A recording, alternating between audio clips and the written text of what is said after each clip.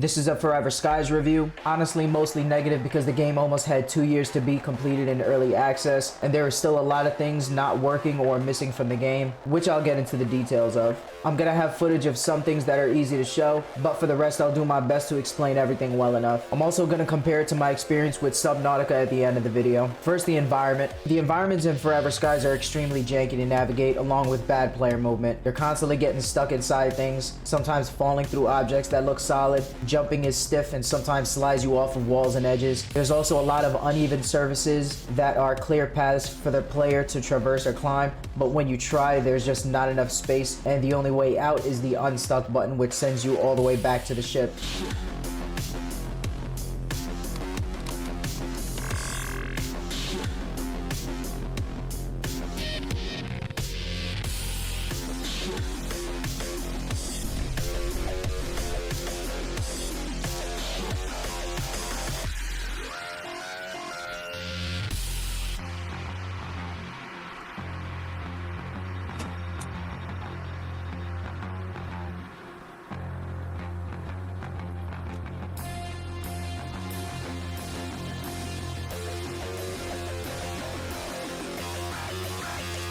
There's also areas where you can't reach and need to shoot down fruits for them to roll for you to grab it, but because the environments aren't made very well, the fruit is gonna roll extremely slow off of the edge and fall through the floor sometimes when they come down.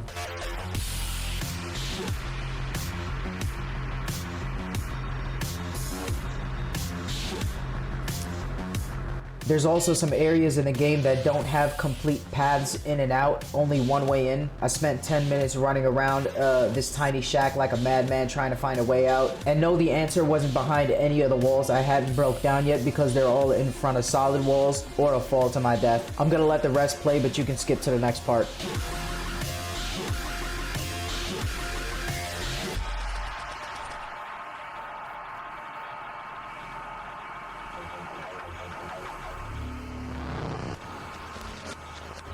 Next up, the exploration. The exploration is extremely disappointing. First of all, some of the locations are copy and pasted with almost no changes to it, so I genuinely questioned if I've been at the same tower 5 times already. Almost all of the items that you need to make exploration more fun and engaging are only found in story quest locations. Almost everything I found out while exploring side stuff my entire time in the game were either decorative furniture items or just extra crafting resources I didn't really need. I never found blueprints or anything useful like bigger storage and a bigger backpack, first aid blueprints, a freezer to store my plants and food so they won't expire. Combat is bad, and I'm not just talking about my trash aim. When I do hit enemies, there's no hit markers or real feel to the impact of my shots, and no creature reaction to my shots until it dies. It just feels bland. Enemies are annoying and spam spit puddles, forcing you to constantly sprint like you're playing Doom, but it just feels much worse. I think environmental hazards and simple puzzles instead of creatures to fight would have been much more interesting. Next up, lightning storms will flash the entire screen white even if you're scrolling through any of the in-game menus like crafting or anything like that, and there's no option to turn it off. When you're flying your ship, your character always starts drifting away from the wheel, so it really messes up your point of view when you're flying. Performance is bad on PS5, especially when you explore indoor areas. It drops to what feels like between 25 and 60,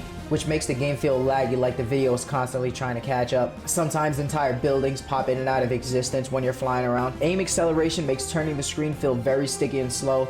There's no option to turn it off. And lastly, for the negatives part, I want to mention I ran into a really bad bug that broke a quest location on my radar. I was being sent to an empty space after getting the immunity booster, so what I figured out to do after like 30 minutes of flying around was to go back all the way past the border to my previous objective, then cross the border back, hoping it would fix itself. And it did, but a lot of people might not figure it out and probably just get mad and quit.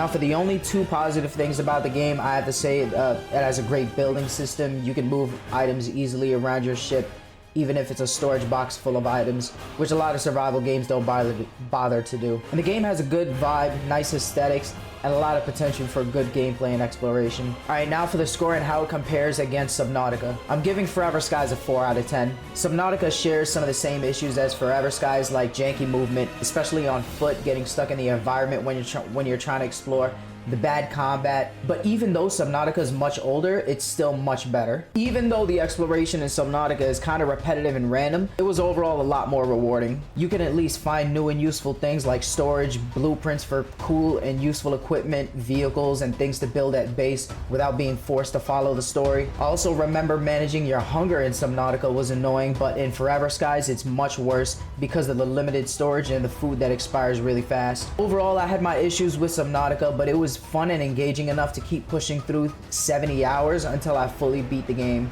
I built every machine, made the best base, got every single upgrade, fucked every fish, made a garden out of every single plant that I could find. But in Forever Skies, the progression, exploration, and combat are so slow and unrewarding and bad that after 30 hours, I'm just done. There's a lot of potential with this game and definitely some passion put into the building and story of the world, but the pace of the progression and boring exploration really hold it back a lot. So not only is Subnautica objectively better than Forever Skies in most areas of the game, but I can't even recommend Forever Skies right now. Even after its early access development, it's so buggy and lacking good exploration. They clearly didn't listen enough to the player base about what the game needs. Janky copy-pasted, pre-generated exploration with awful combat, falling through objects and getting stuck inside pre-generated rooms with no way out is not what I was promised from this game. So that's the review.